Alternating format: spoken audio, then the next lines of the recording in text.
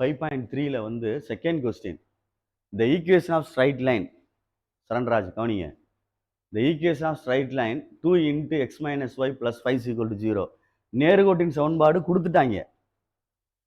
Equation of straight line கொடுத்துட்டாங்கடா, answer கொடுத்துட்டாங்கடா ஜெயராமன்.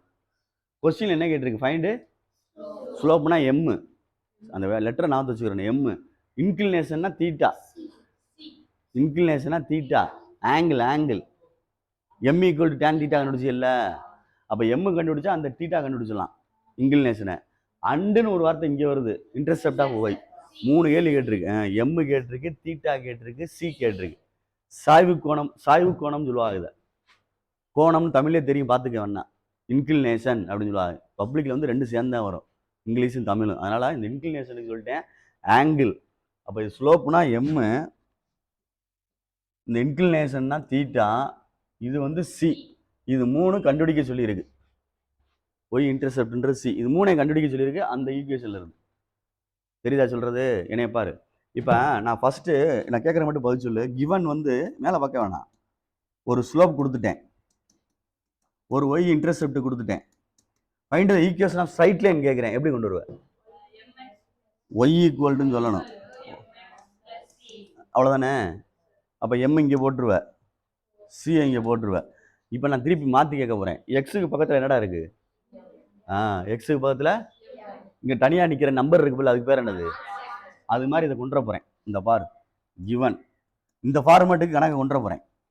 இந்த ஃபார்மேட் எப்படி கணக்கு கொண்டு வரேன்னு பார். ஒய் ஈக்குவல் இந்த கணக்கு கொண்டு போகிறேன்டா. கிவன்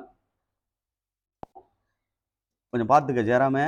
கொஸ்டின்லேருந்து ஆன்சருக்குலேருந்து கொஸ்டின் போகிறோம். இதை அட்ஜஸ்ட் பண்ணி இந்த மாதிரி கொண்டு வருவேன் பார். 2 into x minus y plus 5 is equal to 0. உள்ள கொண்டே மல்டிப்ளை பண்ணிக்கோ. 2x minus 2y plus 5 is equal to 0. y மட்டும்தான் இருக்குது, சரியா? இல்லை இதை மட்டும் இங்கிட்டு கொண்டு போனால் 2x plus 5 ஈக்குவல் டு என்னடா வந்துடும்? 2yன்னு வந்துடும். சரியா சொல்கிறது?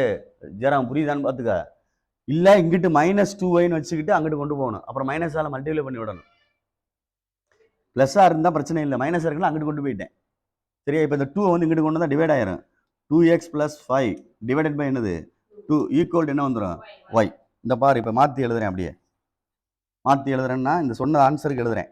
y equal to 2x plus 5 by 2 வந்து 2 தடவை பிரிச்சுக்கலாம். டினாமினேட்டர் பிரிச்சுக்கலாம்ல. கீழே 2 ஒன்றா இருந்தால் ஒரு தடவை தான் எழுதுவியா?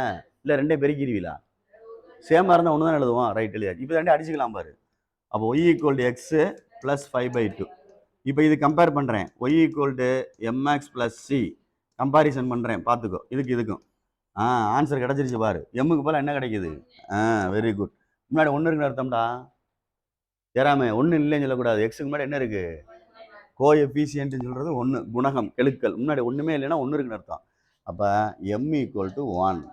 அடுத்து c equal to 5/2. 2 answer ready. இன்னொன்று இன்க்ளினேஷன், அதுக்கு வந்து m equal to tan theta. புரியுதா? அப்போ எம் ஈக்குவல் டு எம்முக்கு தான் ஆன்சர் கண்டுபிடிச்சிட்டோம்ல. எம்முக்கு என்ன இருக்குது? 1 ஈக்குவல் டு என்னது? Tan theta. டேனில் எந்த வரிசையில் நான் இதுக்கு 1 வரும்? 45 டிகிரி. இந்த 1 எடுத்துட்டு டேன் 45 அப்படின்னு அர்த்தம். அப்போ டேன் தீட்டா, அப்போ தீட்டா போயிடும் 2 சைடும். டேன் போயிடும். அப்போ தீட்டா ஈக்குவல் டு 45. அவ்வளோதான் கணக்கு. புரியுதான்னு பார்த்துக்க. 3 கொஸ்டின், 3 ஆன்சர் எடுத்திருக்கேன். அவன் கேட்ட கேள்விக்கு எப்படி எடுத்தாங்க அப்படின்றத யோசிக்கணும்.